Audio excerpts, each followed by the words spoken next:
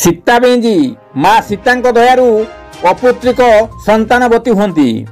Keonjhar जिलार घटगाँ block Manoharpur panchayat डांगुआपोसी ग्राम Sita Benji पहाड़ में माँ सीता और जमज लवकुश एंतुड़ीशाल रही सहित मंदिर मध्य रही। एठारे गुरुवार स्वतंत्र पूजार्चना हुए। अपुत्रिक नारी लवकुश को काखरे बोही माँ सीता को प्रदक्षिण कले संतानवती होती बोली पूर्वर कथित रही। यह क्यों आबहमान कालू चली आसी। पूजक माघु देहुरी, नारायण देहुरी और महेश्वर देहुरी माँ को पूजार्चना करुछंती। एबे माँ को पीठरे सरकार द्वारा उन्नयनमूलक कार्य चली। पूजक मानक सरकारी अनुदान मिलुनथिबारु सेमाने दुख कष्ट चलुछंती। एणु प्रशासन तुरंत तांकु मासिक दरमा प्रदान पाई सेमाने दाबी रखिछंती।